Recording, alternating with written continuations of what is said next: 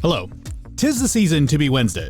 So we're here on a Wednesday just before Christmas. It is Wednesday 2021. And we're talking about gift giving and the things that are involved with Christmas. The Inner Journey here with Robert Morales, RCO Network. On a Wednesday, like I had mentioned, I am here with my wonderful co-host, as always, Miss, sometimes Heather, but always Mary Van Alstyne. There she is. Hello, everybody. Mary Van Alstyne. 'Tis the season to be merry. Oh, shitballs. That's correct. So we're on a Wednesday here talking about the emotions and feelings and things we go through as people, not only to help us in business, but to help us in life. Again, we're here to kind of talk about these things. And with the Christmas season coming up, we're talking about gift giving and lots of giving in so many ways. Only if you could be present here before the show. There's so many topics and so many discussions we talk about, but not here. We are PG. We try to be very plain, but very direct as well. So, hello, Miss Mary. Hi, how are you? So we're good. talking about the giving and the season and the energy that this season brings, and the season. stress and all the things that come along with this beautiful season, right? That's correct. And you feel like, and as we were talking before the show too, there is a tremendous amount of pressure during a holiday. You feel it everywhere. No matter where you go, there's freaking Christmas music playing all the time. You hear it when you go to work. You hear it when you go to the store. Shit, you go to Circle K and you hear the shit, and it's just like this tremendous pressure to have to be sometimes somebody that you don't feel like you're consistently, or who you are consistently. Correct? True. Yeah. You know, and so when we talk about gift giving, we were talking just before the show about what does it mean to really give. And I was also thinking, like, not just gift giving, but the celebration of the season in general, right? Because as I was sitting here just now, I started thinking about the holiday party scene, right? I mean, there's a lot of holiday parties happening and celebrations of the season, and how stressed out we get going to a celebration with people that we care about and people that we love, just because of the pressure of the whole thing. So that kind of goes along with the giving too. It's just the mindset about giving and also celebrating. Yeah, and we were talking just before we got on. You know, these days, these like markers on a calendar. I mean, we really should have a mindset of always giving and always wanting to appreciate somebody else in their time, in their presence. It really shouldn't be a date specifically, but for the stoic, for the person that really doesn't regard that, the person that's really task-oriented, not people-oriented, this gives a kind of an excuse to really engage with somebody else. Yeah, I guess it does. Because otherwise, I wouldn't know. That's not me. So, I can't imagine my life without thinking about other people and thinking about the relationships. But you're people-oriented, though. You're more on that scale. Like I am very task-oriented, and so like something as simple as saying good morning. It really just like, it's kind of a waste of time, you know, in my regard. You know, it's like, hey, we had a conversation yesterday. Why do I have to say good morning every single morning? Mm-hmm. You're like, I talk to you all the time. Why do I have to say good morning? Yeah. But, you know, when I'm like, hey, did you get to that email I sent you? And you're like, hey, good morning. How are you? And I'm like, yeah, okay. Yes, good morning. How are you? Yes. Did you get to that email? Yeah, exactly. You know, I'm like, we talked yesterday. Skip the niceties. Yeah, and that comes along with your personality style, which is why I love studying personality styles, so that I can understand that and not take offense if someone isn't the bubbly people person that's focused on the relationship, because there are certain personality styles where they show you that they care by getting shit done, which is your personality style. Yeah, it doesn't have to be warm and fluffy and whatever, but you can misinterpret that if you don't learn the different personalities and how they act and how they show love, you know, including the love language. There's all these different pieces that you kind of have to piece together to be able to understand other people that are in your life. Well, love language is one of it. If anybody follows William Marsden Disc Assessment, there's other colors, there's other things that really talk about personalities, the origins of, and really what it comes down to is, are you more people-oriented, or are you more task-oriented? Are you more extroverted, or are you more introverted? Mm-hmm. And there's different scales for each. You can be one versus the other, and there's really 4 quadrants. I mean, basically, yeah. In the main personality styles, I took one though that was like 21 different personality. That's traits. too much. So, no, but it really made sense, you know. Because it's so much more complicated than putting someone in 4 different boxes. Well, the hard part is to digest it, right? I mean, it's like how do you eat an elephant? One piece at a time. Yeah. And if you look at 21 different personalities, like, oh shit, how am I going to learn all these? Well, it's not necessarily personalities, but it's different different characteristics of a personality style. So it's not just, you know, how the 4 quadrants, it's like basic personality traits. And then this one is like, this is how you break down in 21 different areas of the way that you operate and think and act. And so, yeah, it's kind of like the horoscope thing, you know. Like, yeah. you know, we're a there's perfect not match just because I'm a Pisces. There's and not just Gemini Cancer. and Pisces and Aquarius. There's your moon sign, your sun sign. Oh, your, God, you yeah, know, that's and then your horrible. Chinese astrological. So that's why we're here on the inner journey, so we can start to digest it all one bite at a time, right? Correct, yeah. And there's so many things to digest. So we're here every week talking about emotions and the things that we, you know, embark upon as people. And this week is about gift giving because it is Christmas, you know, and there is a certain amount of pressure that really I think all of us feel, you know, to get the right gift and to be the right person, to be happy. You know, there's that pressure to be happy. Oh, how are you doing today? I'm okay. Like, why aren't you happy? It's Christmas. Like, oh my God, this is too much. And it's the person that's saying that is probably people oriented, you know, but the stoic in me What is do you like, have against the people-oriented people? I'm a stoic. I'm very stoic. But I've had to learn that, and I've had to be very forgiving when people are like energetic and happy and excited, you know. Forgiving or accepting? Ooh, there's our semantics battle again. Yeah, I know we go back and forth on words. You know, I'm very content in my life. She's like, why aren't you happy? Because I'm content. Yeah. So sorry. You've had to learn to be more accepting, and that's part of learning about different personality styles and being able to accept people like they really do mean the best. This is just how they show it, you know, versus how you show it.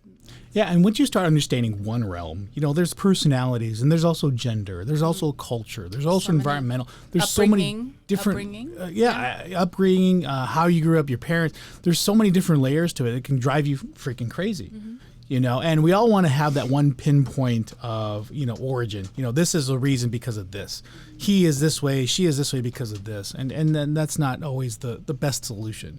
There are so many variables in when you come to understand personalities, when you come to understand psychology, sociology, the way the dynamics of interaction go, there's so many different variables, it'll drive you freaking crazy. Or you just become better and better at dealing with people the more you learn, right? Accepting. One bite at a time, and you become more accepting and loving and understanding, and the world becomes a better place. And this is why everybody needs a Mary in their life. For the Stoics out there willing to borrow Mary, she can borrow them at $69.95 an hour, half hour. How much do you charge an hour? I don't even know at this point. You're all over the board with it, so he's renting me out for all different kinds of prices. But everybody does need that kind of opposing energy in their life, wherever they're at. If they're a Stoic, they do need a people person, but not to be kind of dismissive on their actions. And likewise, on the other side, where if you're an emotional, people-oriented person, that you are accepting of that Stoic kind of like detached personality, because there is a usefulness, there is a place for each one of those. I absolutely agree with that. And I feel like when you come from the perspective of wanting to learn and understand, then it's absolutely valuable. I was listening to someone who was really, you know, a guru of sorts in personal development and success in business. And they basically said, I love to surround myself with people of opposing viewpoints, because I understand that the world doesn't revolve around my viewpoint, and it helps me to become a bigger, better person, to learn other people's viewpoints, how they operate, how they think differently, because that just makes us more well-rounded and more accepting and loving and able to understand so much more about everyone. And I think that's where that pressure comes from, that kind of forced understanding that, you know, if somebody's people oriented and you're very Stoic, that you have to get something that's very unique to them. And there's that pressure. I'm like, oh, well, forget it. I don't want, you know, is there going to be anything that really makes them happy? You know, it removes that pressure when you understand that. And if you approach life with like, hey, this is where I'm at and this is what I'm able to give, I think people respect that and people understand that. Yeah. You know, there is not that sense of pressure of like, hey, you got me the right gift. Right. You know, you put that out on yourself. It's the thought that counts, right? No, that's correct. Is it? No, is it not? And to open that up, you know, so I had my wedding this weekend. Yes. Congratulations! Woo! Wait, where's the applause? Where's the applause? There you go. There it goes. It's what makes the world beautiful. Yes, we agree with that, Lindsay. But I did have my wedding this weekend, and one of the things that I had to remind myself, it's not about, you know, I think when people have weddings, there is so much to be said, like, hey, you're starting your life out and you kind of expect, you know, certain gifts like the air fryer, right? I mean, air fryers, I got 3 air fryers. By the way, the wedding registry was sold out, which is why I got you something off the off the registry yet. Oh, it's right here. You need a bigger back down registry. Well, and that's the point is like, this moment in my life is about the moment. It's not about the gifts. It's not about the money. It's not about everything that that surrounds that. The gift is like sharing that moment with you. And so I don't know if you stuck around for what I was trying to say with my dad. Did you hear I that? was there, yes. And so the whole point of that is, and I guess I'll reiterate it here. My dad was a very simple person, and he just wanted to enjoy people's time. Like he wanted to make people laugh. Did he do it in the best way? No, not whatsoever. He did his best. He did his best. And the one event I remember is like he drove me out of town. He didn't have to. He could have just gone straight home, but he drove his way out of town just to make sure I made it to the edge of town okay. And in that simple moment, it made me cry. I was like busting out crying that day. And it was just an obscure weekend. It wasn't anything special. It wasn't a birthday or anything. And I busted out crying because, he just spent that little extra time to make sure that I was okay. And that meant something. That was so tremendously giving. Just that presence, that gift of like, hey, I see you flapping your wings, and then I see you take off. For the first time. And it was such an endearing gift that it made me cry. And I remember to this day, and that was like literally 20 years ago. And as I embarked upon my wedding this weekend, that was the one prominent thing. My dad had passed a year ago. So it was one of the prominent things in my life. And I realized, and what the message I was trying to convey is like, enjoy your time with people. Because that's the most precious thing. You'll never get time back. Right. These moments like you and I are sharing, you'll never get them back. You can get another air fryer though. I can get several air fryers. 10 years down the road. But those moments that make you feel special or that make you feel worthy, those last a lifetime. Yeah. And that's the thing I wanted people to remember is like, it's not about the gifts. Don't worry about giving me, the perfect air fryer if it's the stainless steel one, which I hope there's a stainless steel one. We haven't opened it yet. I don't prefer the white because white clashes with black and stainless. Speaking of not being focused on gifts. No, but I kid aside. But the moments and the time you spend with somebody are so much more significant than the gifts themselves. Like having family over for Christmas is way more memorable than what you got for the toy This is so true. or the thing. And so that was the thing I was trying to convey over in that message. And hopefully it kind of conveyed over. Hopefully people understood that. It did. I did. It conveyed to me.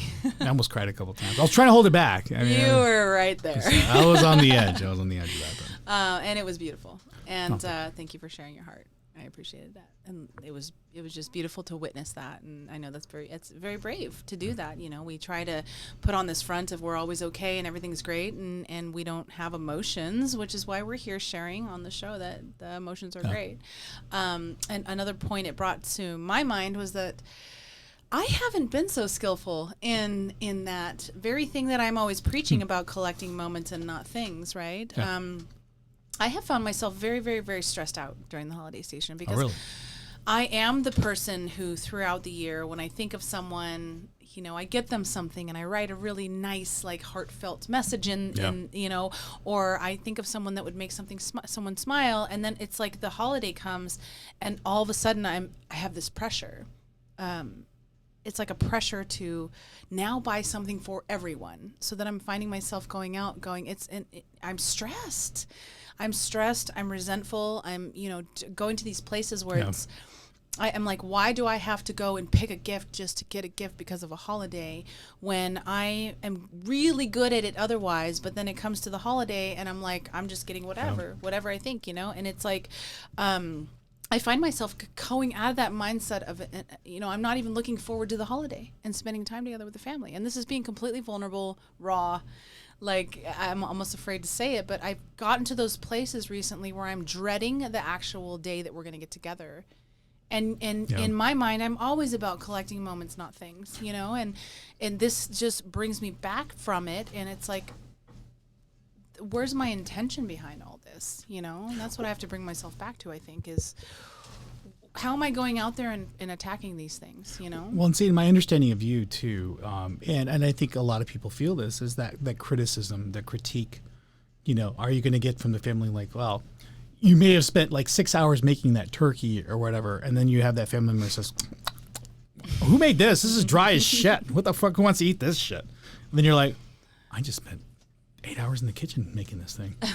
And you feel that criticism, and it's like you don't get that appreciation because people are just so absent from the amount of time and the endearing notions that you put into just making that meal, to having hosting and collecting that. And it's just like, they're not in the right place, and when you don't receive that, it's like, well, why did I waste all my time doing this if they don't even appreciate? And it's not like they know. Yeah. It's not like they knew it took you like 6 to 8 hours to make that turkey or those mashed potatoes, but then they're very quick to criticize. And so much of us is so caught up in the critique that we lose all the good stuff. The moments and the seconds, like the sharing the kitchen with your mom, or sharing like the time with your sister, and how she spilled over the milk, the condensed milk to make the mashed potatoes. That's all lost in a simple like critique. Yeah. I think it's just that we get out of the mindset of being in the present moment. Yeah. I think that's what most of life's suffering boils down to. As we stop being in the present moment and understanding what is going on in this entire moment, and we get lost in the little details of the this and the that and the little stuff, and it's like, it's all about our mindset, which is why we're here, to become more mindful so that we can pull ourselves back. What I have found myself, and I'm not in that state anymore. Now I'm really excited to be with my family, and I'm really excited about just the time together. And I'm like, the gifts are the gifts. What I got them, it's fine. I stressed for weeks about if I got enough, if I got the right gifts, if I got, did everybody get spread out evenly, and did I forget anyone? And I just, with a lot of work and conscious effort, I kept bringing myself back to like, this is about spending time together, being together. And it's about, wow, how did I lose my train of thought right there? But it was about, I've shifted now towards like the bigger picture, like you're saying, understanding that this is a time that we get to spend a day together, loving on each other, experiencing joy and happiness. And really it boils down to paying attention to your thoughts and where you're at. What are you thinking when you're out there shopping? When I'm sitting there online, because I do most of my online, I'm like stressed out, like, oh my God, I can't believe I have to do this. Like, what, and like, then I'm having a horrible experience. But I got to the point where I eventually just let it go. And I said, what would so-and-so really love? Yeah. And I didn't put the pressure on myself to go out shopping that moment, but I've just been putting it out there. Like, what would make so-and-so happy? Like, what would be a great gift? And like releasing that pressure from myself as much as I possibly can of getting the right gift, because all in all, it doesn't matter. Nobody's going to remember what you got them for Christmas in 2021. Nope. They're going to remember, how you made them feel. The milk that spilled and the incident where so-and-so put a box on their head, or, because I've got my almost 2-year-old grandson coming over. So it's going to be like his first like real. You have a grandkid? Yeah. How did I know that? Not know that? Oh my God, you're a grandma? You're a gilf? He's gonna be. Hold on a second. Let me. He's gonna be 2 at the end of January. But like, this is the first Christmas he's gonna enjoy opening presents and things like that. So I'm like, really, just it's about paying attention to my thoughts, and then every time I find them going in that direction of this sucks. I don't want to buy gifts, blah blah blah. To like bringing it back to like, oh, this is the true meaning of everything. And it sounds so easy, but it's really not. It's really not. Do you think it ties back to that sense of confidence? Like, hey, everything I'm doing is truly a gift, and if somebody doesn't appreciate it, I'm sorry for them. That's one sense of confidence, and then the other part is the leader. Do you embark upon that leadership mentality? Like, hey, I'm here to take all the hits, and still pursue forward and be like, this is. Whatever your critique is, I'm still giving it to you, and you better enjoy it. Because I think that seems more combative than my point of view, which would I'm a guy, so I am a guy. which would be a little less more on the defense, because that seems like more of a protection heart wall barrier. To me, it seems like you have so much self-love that you did your best. No matter what someone's reaction is to you, you did your best, right? And that's about the self-love. And then when you have that, you have the compassion to see if someone acts a certain way because they're unappreciative of it. I know I did my best. And that's that journey of self-love that we're always talking about. It's like, then, that stops that spiral of negative emotion and tension between two people. Because if I know I did my best, yet you were disrupted by what I gave you, it wasn't good enough or whatever, and then you come back with a snarl comment towards me that passive aggressive or directly aggressive, either way, Yeah. but I don't allow it to penetrate me because I know I've done my best and I feel good about what I did, then the fight stops there.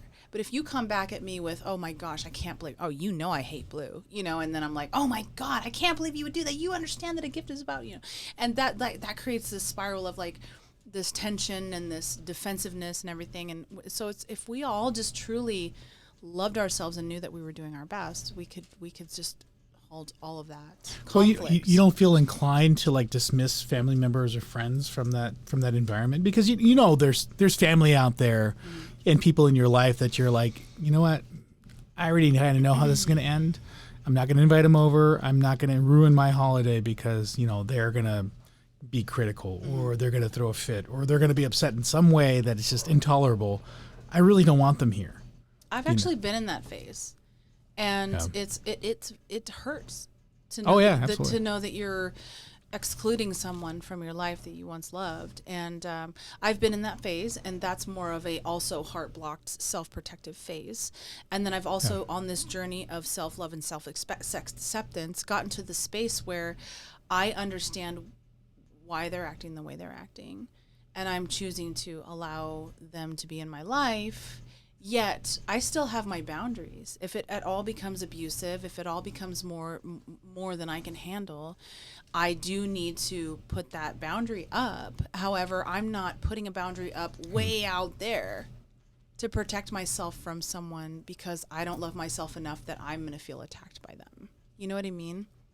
Does that make sense at all? A little bit. I mean, the reason I bring it up is because I'll say it. My sister, you know, the one thing I'm really accepting of who she is, but where she's at mentally or emotionally, I'm very distant with, because it doesn't really help. It more hinders where she's at. I'm still accepting of her as my sister, and I still want her in my life, but she's distanced herself, and she's in a space where it's not very conducive to where I'm at emotionally. And everything that she invites in that space, it could be depression, it could be a lot of things. And, you know, if my mom's watching, sorry. That's what it is. I don't want to invite that in. I didn't invite her to my wedding, you know, because I did not want her to distract from the moment. You know, it's my moment. I'm being a little selfish in that moment. And I know that in her, where she's at emotionally, she would distract from that because she demands it in her anger and her frustration. And I think that's okay. That's you setting the boundaries that you need for now while you continue to work on the acceptance of her to the point where it no longer affects you. Yeah, and it didn't bother me that she didn't come. It's a disappointment, you know, that she's not at where I feel she should be to be more accepting, not only to me, but herself. You know, and, you know, I didn't invite her over. Just like somebody wouldn't, like if I'm having a Christmas party, I wouldn't invite her over to that point because she'd be just too distracting, you know, and she's just not in that space yet. She's not in that space where, you know, she's found kind of what the issues are and explored them with me. So if she's not going to be on the same plane, then I'm not going to involve her quite yet. Yeah. Even though the door's always open. And I think that's fine to set those boundaries as far as you need to set them while you still work on it. It's a lot of people set those boundaries way out and push people away versus I'm setting a boundary while we navigate through this. You know, set a boundary while you navigate through things to protect yourself and also to protect them. However, still continue to work through navigating that relationship or whatever the issue is so that you can pull the boundary back a little bit. Once you get to that space of complete acceptance, there's no longer a need for a boundary because you are so solid in who you are and where you stand. What they say or do doesn't affect you anymore. That's the space where, you know. But the challenge with that is it affects other people that are surrounding me. Well, yeah, and you have to be cognizant of that too. Yeah. So, you know, if my dad was still here, you know, the one thing he said before he passed is like, you know, you need to make up with your sister. You know, God told me that, you know, I need to bring my family back together and, you know, your sister needs to be part of your life. Yeah, and it doesn't necessarily mean Catholic guilt. Doesn't necessarily mean that she needs to be a part of everyone else's lives if she's going to create a scene, if they're there, or whoever it is, right? You know, it matters the other people that you're involving into the situation too, not just yourself. But as far as you and her's relationship, you can. It wouldn't bother me if she ran off and stuff, but it would bother me if she didn't finish her chicken because a lot of people didn't. There was a couple really? People that it was delicious. Well, some people didn't come I finished and eat. everything and then some. So I bring that up because again, Christmas is coming up, and so I guess where I'm at and where we're at is that mindset of giving and the true value of what it means to give as a gift, and as we got on the show, you talked about intent. We're coming up to the last 5 minutes. Oh, so wow. We got to Yeah. talk about. Okay. You talked about intent. As far as the idea of gifts and what to do when you're giving something to somebody. Yeah. And I think what I meant by that was just the intention behind what you're doing. So for myself, I'd be like, okay, this is the time frame I have to go shopping. So I'm going to force myself out there to go shopping. And then I'm like all in a huff and I'm all like stressed out and I'm all resentful, right? Yep. And so if I really stop and I go, okay, I'm feeling this way, be very in tune with my body, my anxiety levels, and I pull it back and I remind myself, what's the intention behind what I'm doing, And I really think about that and I start thinking about the people that I love and okay, what would be a good gift for them? It's just like pulling back the intention of like the idea behind what you're doing versus just this is something I have to do and I'm obligated to do it and I'm pissed off about it, And so it was like the intention behind going out shopping, going to a holiday party. I've gone to holiday parties where I'm like, I don't want to go to this and I just can't believe I have to do this right now and I don't feel like it, That's every holiday party. And it feels like we all go through that. And this is meant to be a time to celebrate and honor and be together. And so like I found myself being in that mindset on my, as I'm preparing to go to a holiday party, catching myself because it's all about mindfulness and being able to reel it in and go, what is this really about? I get to go spend time with people that I love and that I respect and eat good food and have drink and have fun, and it really just helped me to ease into like wanting to go to the party versus an obligation of going to the party. So it's all about that like intention of like, why are you doing what you're doing? There is some competition between the ugliest sweater. I will tell you that. Mine? No, yours is nice. What I mean is like you have an ugly sweater party. You're like, I'm gonna beat everybody. Oh well, that could just be fun. Like that could be fun too. But yeah, it's just like maybe it's like I'm gonna show everybody my ugly sweater. It's just like change your thought process going into the whole thing, going into the gift giving, going into the holiday party, going into the family gathering. It's just like stop and be with yourself, and really remember. Right, why we're doing it. Yeah, and I for me, I'll end with this. Every year I write up Christmas cards, and originally the intent when I first started, this new career was to connect with people for business. Mm-hmm. And what I led with was like putting my business card in there. I always made sure I mentioned something about real estate, Merry Christmas, and it really, by the way, when you have a real estate need, think of me. Oh, what do you? Yeah, that shit, and it's like that really distracts and takes away from the gift. It's like, hey, it's kind of conditional. Yeah. It's like, hey, I'm sending you this card only in regards to like, hey, to mention I'm in real estate, and it didn't settle right, and so since then. I've decided to break away from that. I don't send my business card out, and I look at everybody that's touched my life, everybody that's in some way made me laugh, and I send them a Christmas card. I usually get about out of the 200 that I send out, I usually get about 10 to 15 responses like, "Hey, thank you for the card," or a Christmas card back. And out of the 200, you're like, "Oh, you should expect more. You should expect a thank you." And again, if you expect anything outside of what you give, it's a conditional gift. Oh, exactly. 100%. If you give something like if I gave you this Celsius can. Hi, Mary. There's your Celsius can. Thank you. And she says thank you. I feel satisfied because she says thank you. But if I give it to her and she doesn't say anything, oh, cool. Yeah. And is it truly a gift? No. It because a gift is meant to be given unconditionally. If you want unconditional love in your life, you have to learn how to give it unconditionally. Yeah. Which means just giving stuff without any expectation, which means telling somebody I love you without them saying I love you back. Mm-hmm. That's hard. And that is tremendously hard when you tell somebody, especially if you're falling in love with somebody, hey, I'm totally falling in love with you. Yeah. And then you get shot. Fuck you. You didn't say it back. Fuck you. You're like, oh, fuck. Then it turns into this whole blame game. Yeah. I know that when I was going through this process of practicing unconditional love towards everyone in my life, I made a very intentional practice. And these guys are out here again. And so I could hear that. And so I made a very intentional practice, and it was to send X number of people a day a list of what I love about them. right? And so at first I'm sending the list like, yeah, I sent the list. It feels so good. What are they going to say back to me? Yeah. And it was then I got to really take a look at myself and go, okay, you're wanting something back. So doing that over and over and over and over again, I eventually got to the space where I send people long lists randomly of what I love about them or some way they've touched my life.